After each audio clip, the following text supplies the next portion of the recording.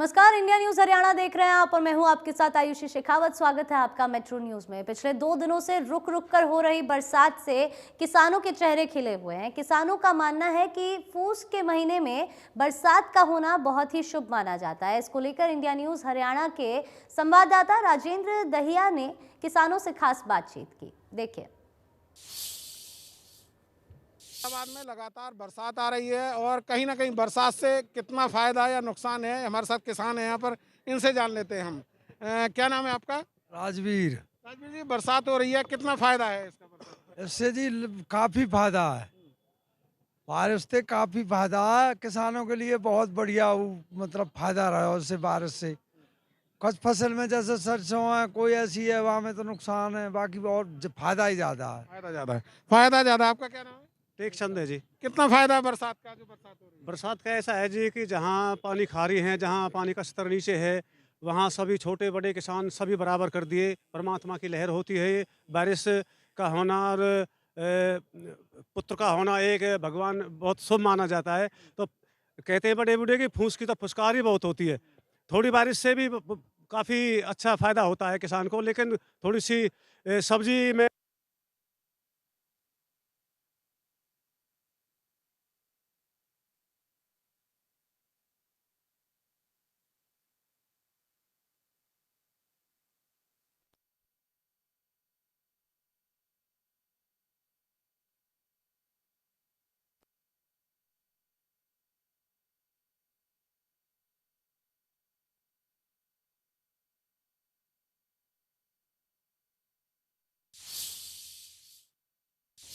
पिछले 2 दिनों से रुक रुक कर हो रही बरसात जहां किसानों के लिए फायदेमंद मानी जा रही है, तो वहीं राष्ट्रीय राजमार्ग पर लोगों के लिए जल भराव परेशानी का सबब बना हुआ है। बरसात होने से यहां राष्ट्रीय राजमार्ग पर 2 से 3 फुट पानी भरा हुआ है। और फरीदाबाद से हमारे सहयोगी देवेंद्र कौशिक की रिपोर्ट देखिए। 2 दिन तक लगातार हुई बरसात के बाद में पूरे शहर में जल भराव की स्थिति बन गई है। और न केवल शहर में बल्कि जो राष्ट्रीय राजमार्ग है उस पर भी जल भराव साफ तौर से देखा जा सकता है। पानी की निकासी अभी तक नहीं हो पाई है, हालांकि बारिश बंद है, लेकिन आप साफ तौर से ये तस्वीरें देख सकते हैं कि ये नेशनल हाईवे है 19, जिस पर पूरी तरह से बरसाती पानी भरा हुआ है। और ऐसे में लोगों का निकलना यहाँ से बेहद मुश्किल हो रहा है। अगर किसी को यहाँ से पैदल निकलना हो तो आप साफ तौर से देख सकते हैं कि किस तरह से, देखिए, एक बच्चे को लेकर एक महिला निकल रही है, लेकिन किन हालात में वो, सर्दी का वक्त है, गंदा पानी है बरसात का।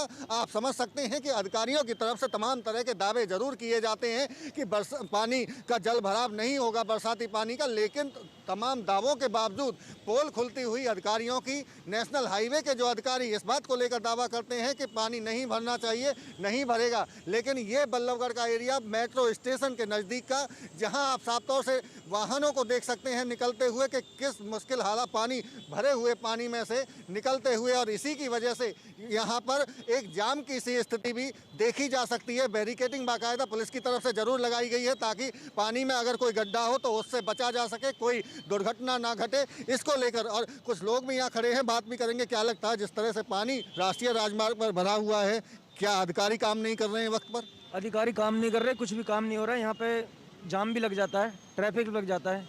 इसकी वजह से पानी का भराव है, पानी का निकास नहीं है कहीं भी। ना पुलिस अधिकारी कुछ काम कर रहे, ना कोई एमसीडी वाले कुछ काम कर रहे। बिल्कुल, देखिए, सवाल तमाम उन एजेंसियों पर है जिनको यहाँ काम करना चाहिए, और ये तमाम लोग जो हैं इसी वजह से परेशान हैं। ऑटो चालक भी है। ये जो जल भराव है, क्या मानते हैं, क्यों नहीं पानी की निकासी हो रही है? सवारी को दिक्कत होती है, परेशानी होती है, और क्या। पानी की निकासी के अधिकारी लापरवाह हैं, काम नहीं कर रहे हैं, क्या लगता है? और सीवर बंद है ना, ये सीवर। बड़ा सवाल यही है कि सीवरेज लाइन है, नाला है, लेकिन उनको खोला नहीं गया है, वक्त रहते हुए उनकी सफाई नहीं की जा रही है, जिसकी वजह से लोगों को इसलिए परेशानी उठानी पड़ रही है। बल्लभगढ़ का ये बस अड्डे का मेन जगह है जहां लोगों की आवाजाही यहाँ से हमेशा बनी रहती है, लेकिन ऐसे में अगर किसी को यहाँ से पैदल निकलना हो तो किन हालात में वो यहाँ से पैदल निकले, ये तमाम ऐसे बड़े सवाल हैं। कई बार लोगों के लिए बड़े मुश्किल हालात बन रहे हैं। आप साफ तौर से अभी भी देख सकते हैं कि कुछ लोग एक बार फिर दोबारा उधर से जो पैदल आ रहे हैं, किस तरह से फुटपाथ पर ये बड़े मुश्किल से रिस्क लेकर आगे बढ़ रहे हैं, क्योंकि सर्दी का वक्त है, गंदा पानी है, बीमारी फैल सकती है, इसलिए अंदर पानी में नहीं जाना चाहते, लेकिन उन्हें अब इस मुश्किल हालात से निकलना पड़ रहा है। यही तमाम बड़े सवाल उन अधिकारियों पर उठ रहे हैं कि आखिर वक्त रहते हुए नालों की सफाई क्यों नहीं की गई, और जो अगर जल भराव हुआ है तो अब तक उसको निकाला क्यों नहीं गया। फरीदाबाद से देवेंद्र कौशिक, इंडिया न्यूज। शहीद राजा नाहर सिंह के बलिदान दिवस पर अभय चौटाला बल्लभगढ़ पहुंचे थे, जहां उनसे बात की हमारे संवाददाता देवेंद्र कौशिक ने।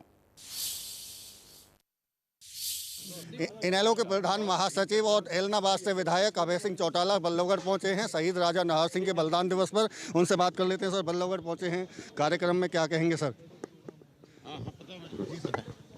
बल्लभगढ़ आप पहुंचे हैं बलिदान दिवस पर राजा नाहर सिंह, क्या कहेंगे? राजा नाहर सिंह जी का जो बलिदान था वो एक देश को नई दिशा दी गई थी।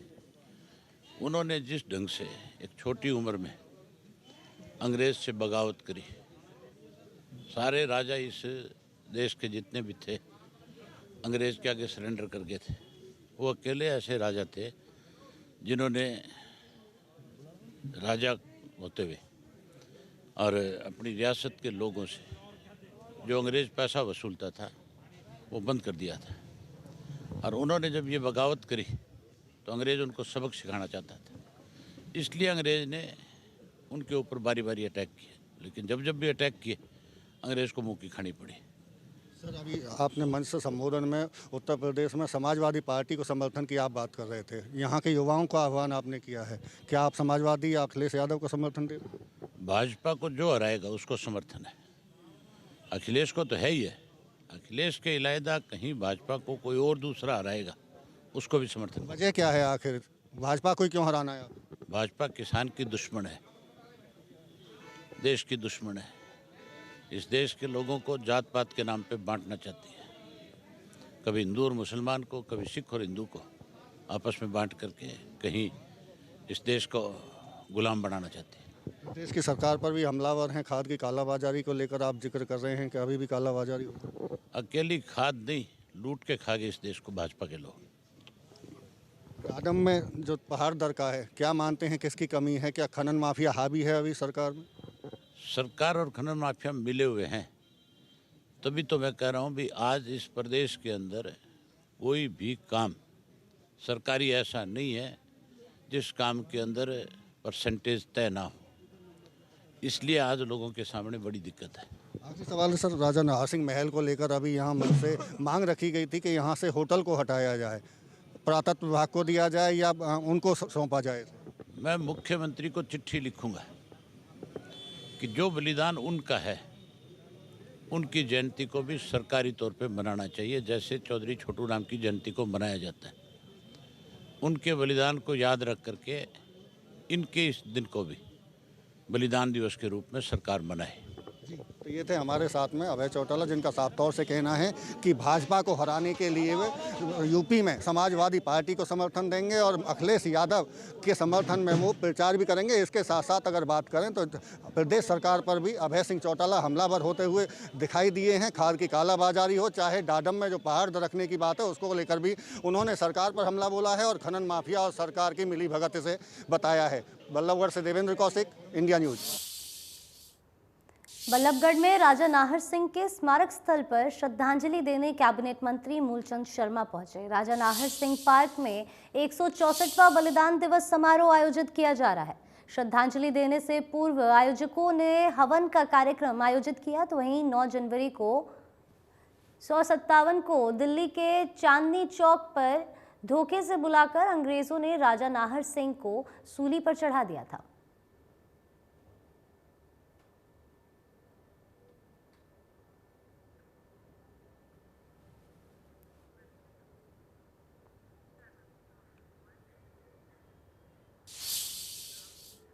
आगे बढ़ते हैं। फरीदाबाद में कोरोना की रफ्तार बढ़ने के बाद हेल्थ डिपार्टमेंट ने वैक्सीनेशन तेज कर दिया है। जिले भर में जगह जगह कैंप लगाकर लोगों को वैक्सीन लगाई जा रही है। तो वहीं वैक्सीन लगवाने के लिए 15 से 18 साल के बच्चे भी लगातार सेंटर्स पर पहुंच रहे हैं। ज्यादा से ज्यादा लोगों को समय रहते वैक्सीन लग जाए, इसके लिए सामाजिक और धार्मिक संगठन भी आगे आ रहे हैं। सेक्टर 3 के रघुनाथ मंदिर में लगाए गए कैंप में वैक्सीन लगा रही स्टाफ नर्स का कहना है कि प्रधानमंत्री नरेंद्र मोदी के आह्वान के बाद लोगों में जागरूकता आई है और अब सभी लोग जल्द से जल्द अपनी डोज लगवाना चाहते हैं।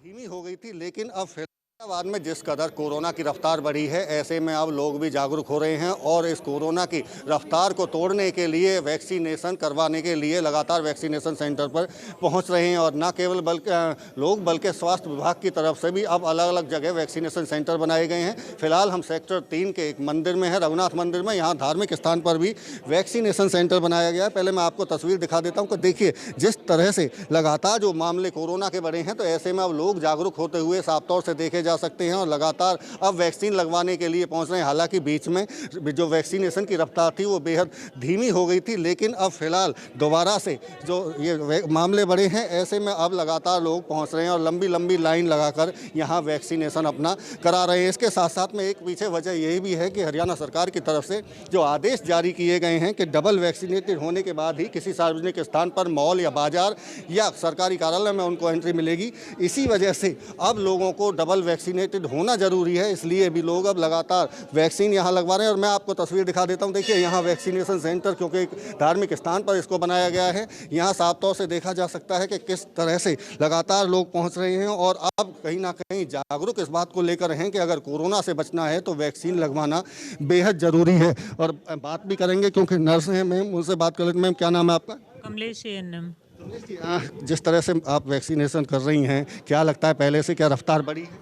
हाँ जी सर, नहीं रफ्तार तो सर पहले से ही हमारी खूब बड़ी हुई है, पर जब से मोदी जी ने ये अनाउंसमेंट की है, तब से जो बंदे घर में छुपे हुए बैठे थे बिल्कुल नहीं लगवा रहे थे, हमारे कहने के बावजूद भी वो बहुत तेज़ी से आ रहे हैं, बहुत रफ्तार से हमारा वैक्सीनेशन चल रहा है। अच्छा, अगर बच्चों की बात करें तो 15 से 18 साल के बच्चों में कैसा उत्साह देखने को मिल रहा है? उनमें भी सर बहुत ज़्यादा उत्साह है, बच्चे बढ़ चढ़ कर भाग ले रहे हैं अच्छे से अपना वैक्सीनेशन कराने के लिए। यहाँ भी बहुत बच्चे आए हुए हैं और डेली बच्चे वैक्सीनेशन के लिए कम्युनिटी सेंटर में भी हम डेली लगाते हैं, वहाँ भी बच्चे बहुत आ रहे हैं। अच्छा, क्या कहेंगे ऐसे लोगों से जो अभी भी वैक्सीन लगवाने के लिए नहीं निकल रहे हैं घर से, क्या अपील करना चाहेंगे? सर मुझे नहीं लग रहा कि अब कोई भी बंदा रह रहा होगा बिना वैक्सीन के। जब से अनाउंसमेंट हुई है, सारे ही बंदे वैक्सीनेशन के लिए आ रहे हैं। बिल्कुल, वैक्सीनेशन के लिए लोग पहुंच रहे हैं, बच्चे खुद पहुंच रहे हैं। बच्चों से बात करें, बेटा क्या नाम है? ट्विंकल अरोरा। डर तो नहीं लग रहा वैक्सीन लगवाने पहुंचे? नहीं, मैं लगवा चुकी हूँ फर्स्ट डोज, सेकंड डोज है मेरी। अच्छा, सेकंड डोज आप लगवाने पहुंचे हैं, तो कोई साइड इफेक्ट आपको लगा? हाँ जी। कोई साइड इफेक्ट आपको कोई लगा इसका? नहीं, ऐसा कोई साइड इफेक्ट नहीं था। तमाम बच्चे हैं, उनसे क्या कहेंगे कि वो भी पहुंचे? बस यही कि लगवा लो, अच्छा ही है। बिल्कुल अच्छा है, बेहतर रहेगा कि आप संक्रमण की जो चेन है वो तोड़ पाएं। और इसके लिए हमारे साथ डॉक्टर संजय गर्ग भी हैं, उनसे बात कर लेते हैं। क्या लगता है आपको, लगातार लोगों की भीड़ बढ़ रही है, बीच में रफ्तार धीमी हो गई थी, क्या कहेंगे? देखो, वैक्सीनेशन के बीच में रफ्तार इसलिए ढीली हो गई थी, लोगों ने सोच लिया कोरोना गया, हम क्यों लगवाएं वैक्सीन। आज हम ये कहते हैं कि वैक्सीन लगानी ज़रूरी है और जितनी ज़्यादा से ज़्यादा लगवाएं उतनी लगवानी चाहिए। और किशोरियों को तो हम खास तौर पे कहते हैं कि भाई वैक्सीन लगवाएं, जो आने वाली बीमारियां हैं उनसे निजात पा सकें हम लोग।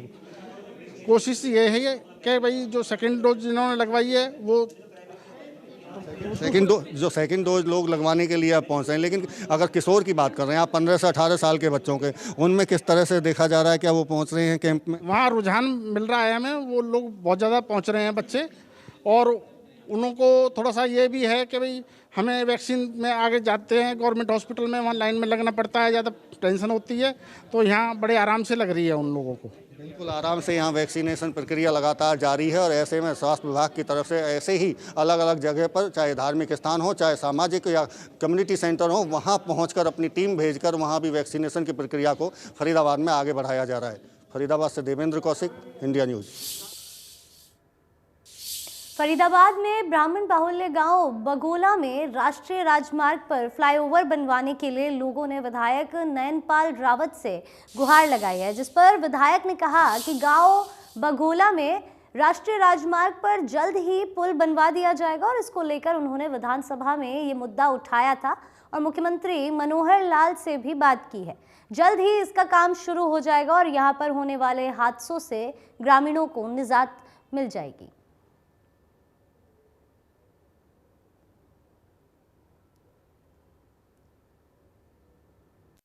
बघोला गांव जो हमारा बिल्कुल जीटी रोड पर बसा हुआ है और इसकी एक तरफ आबादी है, दूसरी तरफ इसकी जो और अधिक आबादी है, दोनों तरफ आबादी रहती है। स्कूल जो है बेटियों का, बच्चों का, वो स्कूल भी जो है ना सरकारी स्कूल एक दूसरी तरफ है जीटी रोड से।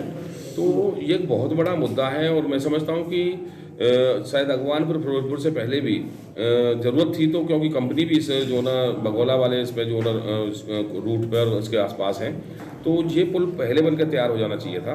लेकिन अभी मैंने विधानसभा के माध्यम से और सरकार के माध्यम से इसकी जो मैंने मांग रखी है कि भाई ये पुल बहुत ज़रूरी है बनना। बहन बेटियों का आना जाना, खेतों के लिए चारा लेने जाना, पशुओं का इधर उधर आना जाना, तो इस पुल की बहुत विशेष आवश्यकता है और सरकार ने इसके लिए हाँ भरी है। अभी बहुत जल्दी इसका DPR वगैरह प्लान तैयार करके और इसको जो है ना जल्दी कंप्लीट करा दिया जाएगा। सिखों के 10वें गुरु गोविंद सिंह जी की जयंती देश ही नहीं विदेशों में भी धूमधाम से मनाई जा रही है। वहीं बड़घल क्षेत्र के 1 नंबर स्थित गुरु ने सिंह सभा से भव्य नगर कीर्तन निकाला गया, जिसमें सिख समाज के ही नहीं अन्य धर्मों के लोग भी शामिल हुए।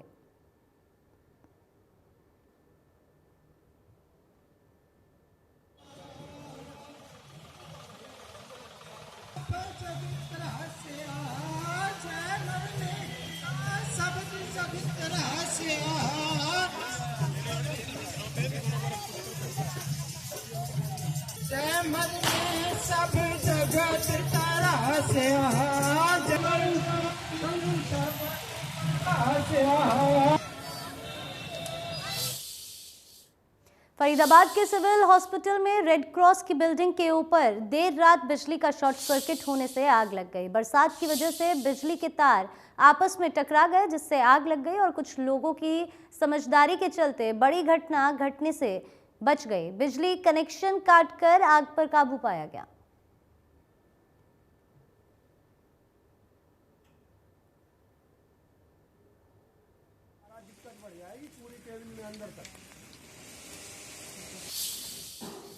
चलिए आगे बढ़ते हैं। बल्लभगढ़ की सुभाष कॉलोनी में नवविवाहित ने फांसी लगाकर आत्महत्या की। 7 महीने पहले अलीगढ़ की रहने वाली रंजना की शादी हुई थी।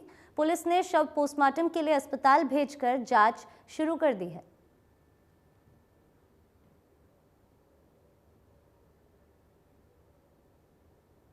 कंपनी से आए, हमें तो पता ही नहीं क्या क्यों लगा लिया। हम अलीगढ़ के हैं, वो झांसी की साइड के ललितपुर साइड तालबेट। अभी हमारे पास एक यंग फीमेल है, मेरे ख्याल से 21-22 साल की है, जो लेके आए हैं। ब्रॉड डेड है। इनिशियली एग्जामिनेशन देखा तो हमने इसके गले में कुछ निशान है, शायद हैंगिंग का केस है। बाकी पोस्टमार्टम की रिपोर्ट आएगी, उसी से पता लगा। और इसी के साथ फरीदाबाद मेट्रो में फिलहाल के लिए इतना ही। आप बने रहें इंडिया न्यूज़ हरियाणा के साथ।